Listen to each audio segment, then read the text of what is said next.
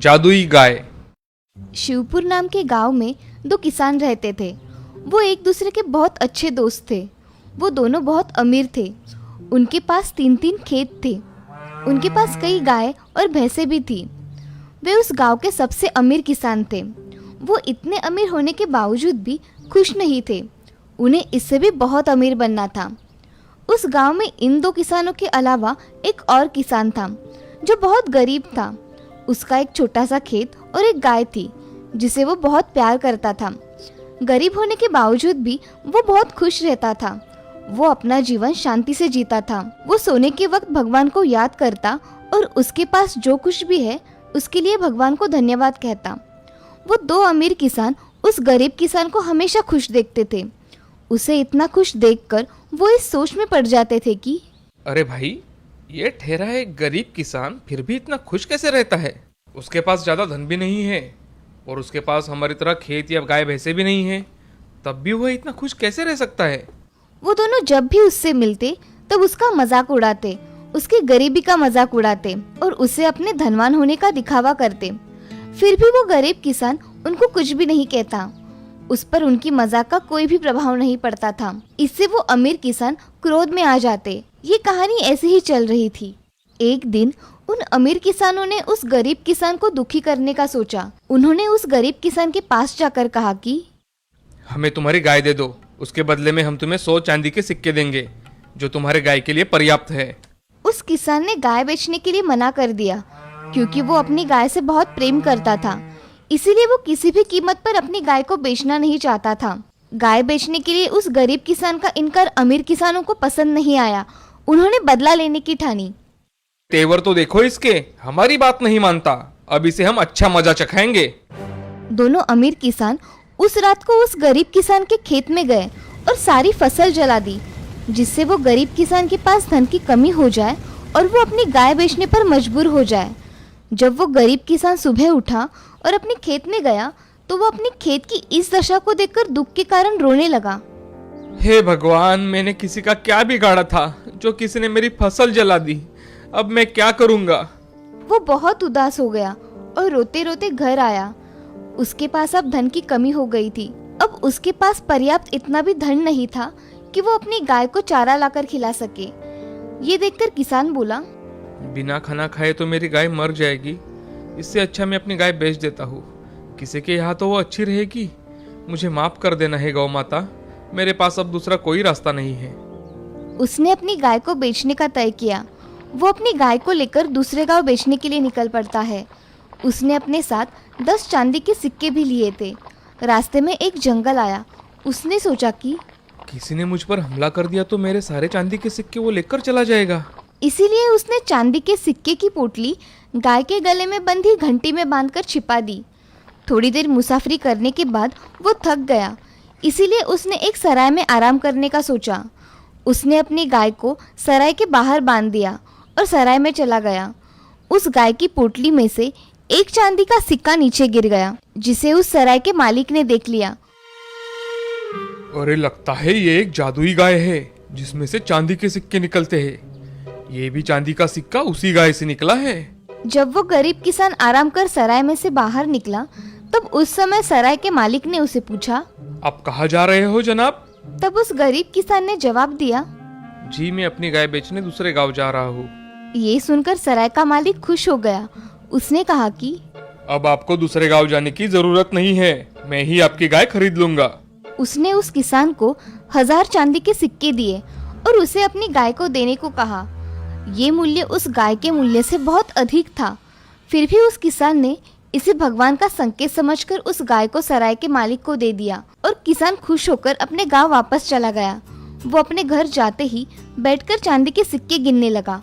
तभी वहाँ दोनों अमीर किसान आए और उस गरीब किसान के पास 1000 चांदी के सिक्के देखकर चौंक गए। उन्होंने उस गरीब किसान से पूछा, तुम्हारे पास इतने सारे चांदी के सिक्के कहाँ से आ गए? तब वो गरीब किसान मुस्कुराते बोला, मैंने अपनी गाय बेच दी, उसी के मुझे इतने सारे सिक्के मिले हैं। अब वो इन सिक्कों से बहुत सारी गाय खरीदेगा और उससे बहुत ज्यादा धन कमाएगा। उनकी चाल उल्टी पड़ गई। ये जानकर अमीर किसान दुखी हो गए। बुरे कर्म का नतीजा हमेशा बुरा होता है। सुंदरपुर नाम के राज्य में एक सुजेन नाम की लड़की रहा करती थी। उसके भाई का नाम था एलन। दोनों एक दूसरे से बहुत प्यार किया करते थे। उनके घर में उनकी सौतेली माँ चाला और उसकी बेटी शलाका रहा करती थी। वो दोनों माँ बेटी सुजेन को हर प्रकार की तकलीफ देने की कोशिश किया करते थे। शलाका दिखने में थोड़ी बदसूरत होने के कारण चाला सुजेन से अच्छा बर्ताव नहीं किया करती थी। एक दिन चाला सुजेन से, अरे सुजेन, मेरे लिए दूध लेकर आओ। जी माँ, अभी लेकर आई। ऐसा कहकर सुजेन जल्दी से चाला के लिए दूध लेकर आती है। चाला कुछ जादू कर रही थी। तभी सुजेन आवाज़ देती है, माँ, मैं आपके लिए दूध लेकर आई हूँ, वहाँ रख दो और यहाँ से दफ़ा हो जाओ। जी। ऐसा कहकर सुजेन वहाँ से चली जाती है और उदास होकर बाहर आंगन में बैठती है। तभी उसका भाई एलन वहाँ आता है और सुजेन से, क्या हुआ सुजेन, तुम बड़ी उदास लग रही हो। कुछ नहीं भैया, कुछ नहीं हुआ है। मुझे सब पता है, मुझसे तो मत छुपाओ। भैया, माँ हमसे ऐसा व्यवहार क्यों करती है, जैसे हम उसके कोई नहीं हैं। तुम माँ की बातों को दिल पर मत लेना, मैं हूं ना, तुम चिंता मत करो। हाँ भैया, तुम हो, इसलिए मुझे कोई चिंता नहीं है। ऐसा कहकर सुजेन अपने काम करने चली जाती है। ऐसे ही दिन बीत जाते हैं, मगर उसकी सौतेली माँ उन दोनों पे बहुत जुल्म करती है। उससे घर के सारे काम करवाती है। उसकी बेटी शलाका और वो दोनों दिन भर मज़े में रहा करते थे। एलन भी अब दिन भर के काम करके ऊब गया था। एक दिन एलन और सुजेन वहाँ से भाग जाने की सोचते हैं और उसी रात वो दोनों घने जंगल में भाग जाते हैं और थककर एक पेड़ के नीचे सो जाते हैं। अगली सुबह घर में, सुजेन, मेरे लिए 1 कप चाय लेकर आओ, जल्दी। उसे कोई आवाज़ नहीं आती। वो फिर से आवाज़ लगाती है, सुजेन। तभी उसके समझ में आता है कि घर में कोई नहीं है। वो अपने कमरे में जाकर अपना जादू एक आईने पर डालकर देखती है कि सुजेन कहाँ पे है। तो उसे पता चलता है कि सुजेन और एलन जंगल में सो रहे हैं। अब वो बोलती है, अच्छा हुआ ये जंगल में चले गए, मुझे इन्हें घर से निकालने की नौबत ही नहीं आई। अब देखो कैसे मज़ा आता है। ऐसा कहकर चाला अपना जादू जंगल के पानी पर कर देती है। उन दोनों ने ये पानी पिया तो वो जानवर बन जाएंगे। हा हा हा। यह सुजेन और एलन जंगल में उठ जाते हैं और उठने के बाद देखते हैं कि वो जंगल में बहुत दूर तक पहुंच गए हैं। उन्हें अब कोई नहीं ढूंढ सकता था। थोड़ी देर चलने के बाद एलन को बहुत प्यास लगती है। वो पानी पीने के लिए एक तालाब के पास चला जाता है और पानी हाथ में लेता है। तभी उसे तालाब से आवाज़ आती है कि, हे बच्चे, इस तालाब का पानी तुम नहीं पी सकते। अगर तुमने इसे पिया तो तुम जानवर बन जाओगे। भाई, तुम इस तालाब का पानी नहीं पियोगे, मुझे बहुत डर लगता है। उसकी ये बातें सुन एलन भी कुछ नहीं बोलता और पानी ना पीकर अब दोनों वहाँ से चले जाते हैं।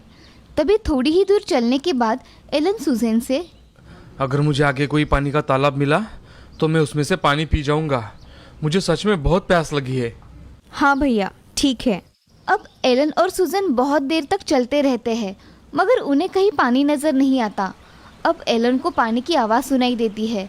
एलन सुजेन से, सुजेन, यहाँ मुझे पानी की आवाज़ सुनाई दे रही है, चलो वहाँ जाकर देखते हैं।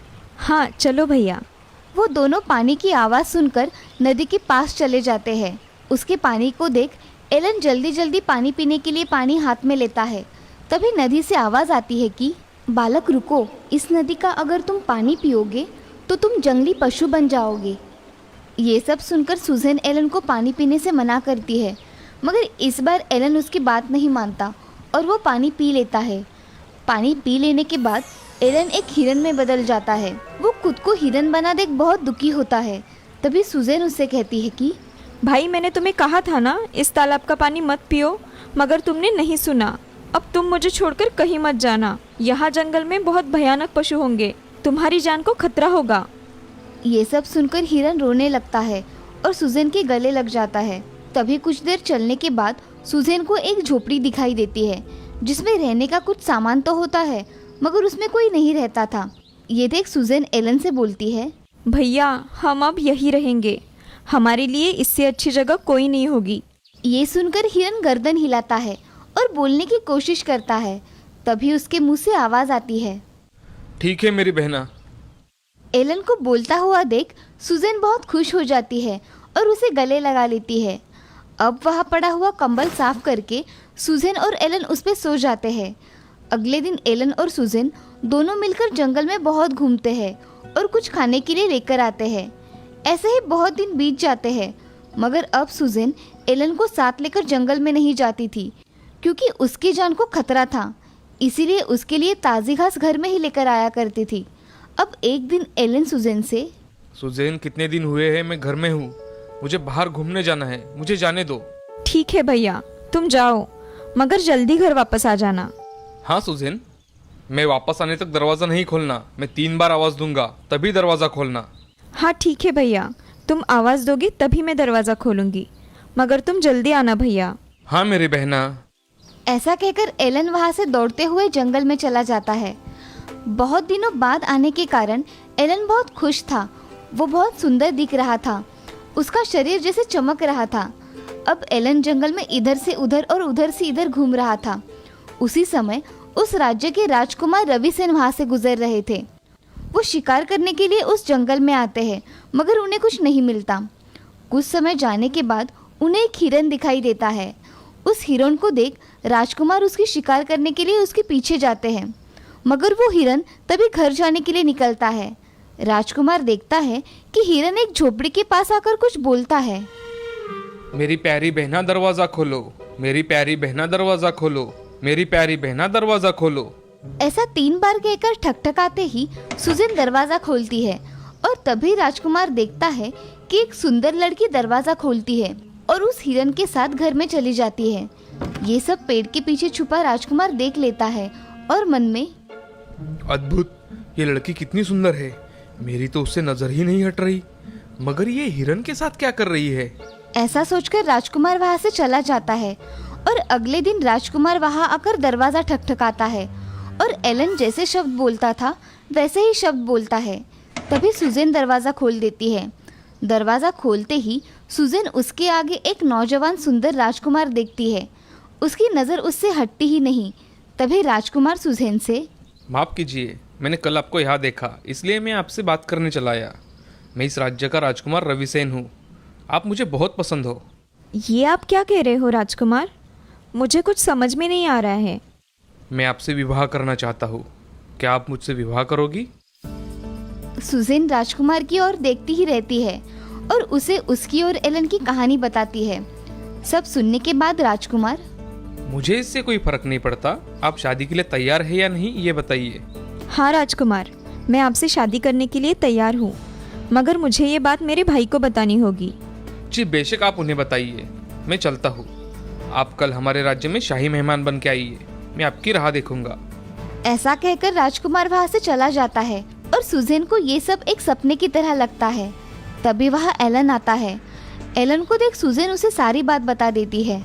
भैया, आज यहाँ इस राज्य के राजकुमार आए थे, उन्होंने मुझसे शादी करने का प्रस्ताव सामने रखा है। सच में सुज़ैन? हाँ भैया, उन्होंने कल हमें उनके राज्य में बुलाया है। फिर कल हम राजकुमार के राज्य में जाएंगे। ऐसा कहकर एलन और सुज़ैन अगले दिन राजकुमार के राज्य में चले जाते हैं। तभी उनको देख राजकुमार उनका स्वागत करता है और उन्हें महल में ले जाता है। दूसरे ही दिन राजकुमार और सुज़ैन की शादी हो जाती है। अब सुज़ैन और राजकुमार महल में खुशी खुशी रहने लगते हैं। वो एक दूसरे के साथ बहुत खुश थे। एक दिन सुज़ैन की सौतेली माँ चाला अपना जादू करके आईने में देखती है कि सुज़ैन और एलन कहाँ पर है। तभी उसे आईने में दिखाई देता है कि सुज़ैन एक राजकुमारी के कपड़े पहने हुए है और उसके साथ राजकुमार भी है और एलन गार्डन में घास खा रहा है। ये सब देख चाला को बहुत गुस्सा आता है। तभी वो गुस्से से शीशा तोड़ देती है और अपनी बेटी को लेकर महल आने के लिए निकल जाती है। चाला महल में पहुंचते ही देखती है कि राजकुमारी सुज़ैन अपने कक्ष में आराम कर रही है। ये देख चाला अपनी बेटी को जादू से सुज़ैन बना देती है और राजकुमारी सुज़ैन को अपने जादू से बेहोश कर देती है। तभी उसकी बेटी शलाखा, माँ, हमारा झूठ पकड़ा तो नहीं जाएगा ना? नहीं मेरी बच्ची, अब तुम इस राज्य पे राज करोगी, समझी? हाँ माँ, आप जैसा कहेगी मैं वैसा ही करूँगी। ठीक है, मैं इस सुज़ैन को घने जंगल में छोड़ आती हूँ, तुम तब तक यही रुको, ठीक है? जी माँ। ऐसा कहकर चाला राजकुमारी सुज़ैन को लेकर घने जंगल में चली जाती है और सुज़ैन को वहाँ जंगल में छोड़ वापस महल में चली आती है। इधर एलन अपने बहन के पास चला जाता है तो शलाका उससे कहती है कि अरे ये हिरन कहाँ से यहाँ आया, निकालो मेरे कमरे से। ऐसा कहकर वो उसे कमरे से निकाल देती है। ये सब देख एलन बहुत हैरान हो जाता है कि सुजैन उसके साथ ऐसा बर्ताव क्यों कर रही है। ये सुजैन को अचानक से क्या हुआ? मुझे पहचानने से इनकार क्यों किया इसने? ये सब सोचते सोचते वो गार्डन में आ जाता है, मगर उसका वहाँ जी नहीं लगता। तो वो फिर से अपनी बहन को मिलने के लिए चला जाता है। तो वो देखता है कि उसकी सौतेली माँ कमरे में है। एलन कमरे के बाहर खड़ा रहकर दोनों की बातें सुनने लगता है। शलाका, मैं उस सुजैन को घने जंगल में छोड़कर यहाँ चली आई। अब वह कभी वापस नहीं आएगी। अब तुम हमेशा के लिए इस राज्य पर राज करोगी। हाँ माँ, तुम सही कह रही हो। यहाँ आकर मुझे बहुत अच्छा लग रहा है। अब तुम्हें राजकुमार के साथ कैसे बात करनी है इसकी तैयारी करनी होगी। जी माँ। ये सब बाहर खड़ा एलन सुन रहा था। उसकी आंखों में आंसू आ जाते हैं और वो जंगल की ओर चला जाता है। वो जंगल में बहुत देर सुजैन को ढूंढता है, मगर उसे सुजैन दिखाई नहीं देती। तभी उसे एक पेड़ के नीचे एक ऋषि बैठे दिखाई देते हैं। वो उनके पास जाकर, बाबा मेरी मदद कीजिए, मुझे आपकी मदद की जरूरत है। बोलो, क्या कहना चाहते हो? तुम्हें मेरी कैसी मदद चाहिए? बाबा, मेरी बहन इस जंगल में है, मुझे उससे मिलना है। क्या आप उसे खोजने में मेरी मदद करेंगे? तभी बाबा आंखें बंद करके ध्यान लगाते हैं और थोड़ी देर में कहते हैं, तुम्हारी बहन तुम्हें इस दिशा में मिल जाएगी। तुम दोनों बहुत ही जल्द मिल जाओगे। और हाँ, ये सब तुम्हारी सौतेली माँ ने किया है। तुम्हें हिरन भी उसी ने बनाया है। ये सब सुन एलन चुप हो जाता है और बाबा से, बाबा, हमें इस मुसीबत से बचने का उपाय बताइए। ये लो जल, तुम्हारी सौतेली माँ जब तुम्हारे सामने आएगी तो उसके ऊपर ये जल छिड़क देना, तभी उसकी सारी शक्तियाँ नष्ट हो जाएगी। तुम पहले जैसे बन जाओगे एलन। अब तुम इस दिशा में जाओ और राजकुमारी को लेकर जल्द ही महल में जाओ। ऐसा कहकर बाबा उसके गले में जल की बोतल बांध देते हैं। ठीक है बाबा, आपका बहुत बहुत धन्यवाद। ऐसा कहकर एलन बाबा ने बताई हुई दिशा की ओर चला जाता है और उसे कुछ देर चलने के बाद सुजैन एक पेड़ के नीचे बैठी दिखाई देती है। तभी एलन उससे, मेरी बहन, तुम ठीक हो? हाँ भैया, तुम मुझे ढूंढते हुए यहाँ तक आए। वो राजमहल में हमारी माँ और शलाका आई थी और उसने मुझ पर जादू करके यहाँ लाकर छोड़ दिया। मुझे सब पता है सुजैन। चलो अब हम राजमहल में चलते हैं। हाँ चलो भैया, मगर तुम्हारे गले में ये क्या है? मुझे सिद्ध बाबा ने ये जल दिया है, जिससे हम हमारी सौतेली माँ की सारी शक्तियाँ नष्ट कर सकते हैं और मैं पुनः मानव के रूप में आ जाऊंगा। अब तुम इसे अपने पास रखो, वक्त आने पर इसका सही इस्तेमाल करेंगे। उधर राजमहल में राजकुमार राजकुमारी के कमरे में चला जाता है और वहां जाकर देखता है कि राजकुमारी सोई हुई है। तो राजकुमार दासी से, राजकुमारी को क्या हुआ है? ये यहाँ ऐसे क्यों सोई है? उन्हें अच्छा नहीं लग रहा है, इसीलिए वो आराम कर रही है। वो उठ जाने पर मैं आपको बुलाऊंगी। जी, उन्हें आराम करने दीजिए। ऐसा कहकर राजकुमार कमरे से चला जाता है। इधर दासी बनी चाला अपने रूप में आ जाती है और शलाका से, मैंने तुम्हें कहा था ना कि ये लोग बहुत चालाक है। हमें संभल कर रहना होगा और हमारा नाटक अब ज़्यादा देर तक नहीं चलेगा। मुझे कोई और उपाय ढूंढना पड़ेगा। हाँ माँ, मैं भी यही सोच रही हूँ। मुझे भी यही लग रहा है कि मुझे इस समस्या का कोई जल्द से जल्द समाधान ढूंढना पड़ेगा। ऐसा कहकर चाला अपने काम में लग जाती है और इधर एलन और सुजैन अपने महल में आते हैं। राजकुमारी सुजैन ने अपने कपड़े दासियों की तरह परिधान किए थे, जिससे उन्हें कोई पहचान ना सके। थोड़ी देर बाद एलन और सुजैन चुपके से राजकुमार के कमरे में चले जाते हैं। तभी सामने राजकुमार खिड़की के बाहर देख रहा था। तभी सुजैन उसे आवाज देती है, राजकुमार, मैं आ गई। राजकुमार वो आवाज सुन उस ओर देखता है। तभी उसे उसकी आंखों पर विश्वास नहीं होता। वो राजकुमारी को एक दासी के कपड़े पहने देखता है। तभी राजकुमार, राजकुमारी, आप यहाँ ऐसे इस कपड़ों में क्या कर रही है? राजकुमार, आपने मुझे पहचान लिया। मेरी सौतेली माँ ने यहाँ आकर मुझ पर जादू करके जंगल में भिजवा दिया और यहाँ वो और उसकी बेटी आकर रह रही है। ये सब सुन राजकुमार बहुत गुस्से में आ जाता है और मंत्रियों से, अभी क्या अभी महल में सभी मंत्रियों को बुलाया जाए। राजकुमार का आदेश मिलते ही सभी मंत्री दरबार में उपस्थित रहते हैं। तभी राजकुमार राजकुमारी के साथ महल में आता है और महल में आते ही वो महल में नकली राजकुमारी और उसकी दासी को बुलाने का आदेश देता है। थोड़ी ही देर में वो नकली राजकुमारी और उसकी माँ आ जाते हैं। तभी उनकी नज़र राजकुमार के पास खड़ी राजकुमारी सुजैन पर पड़ती है, तो वो बहुत गुस्से में आ जाती है। तभी वो अपना असली रूप धारण कर लेती है। इन्हें अभी के अभी बंदी बना लिया जाए। इन्होंने राजकुमारी को जान से मारने की कोशिश की है। आप क्या मुझे बंदी बना लोगे? मैं कभी किसी के हाथ नहीं आती और मैं इस राजकुमारी को नहीं छोड़ूंगी। ऐसा बोलकर चाला मंत्र पढ़ती है और उसके ऊपर कुछ करे। तभी सुजैन अपने पास रखा हुआ जादुई जल जो कि बाबा ने दिया हुआ था उसे निकालकर चाला के बदन पर छिड़क देती है। तभी उस जल के प्रभाव से उसका जादू काम करना बंद कर देता है। ये सब देख चाला बहुत गुस्से में आ जाती है और अपने आप को संभाल नहीं सकती। तभी राज्य के सिपाही उसे लेकर कारागृह में डाल देते हैं। ये सब देख राजकुमार और राजकुमारी बहुत खुश हो जाते हैं और उस जल के प्रभाव से चाला की बुरी शक्तियाँ नष्ट हो जाती है और उसी के साथ एलन भी अपने मूल रूप में वापस आ जाता है।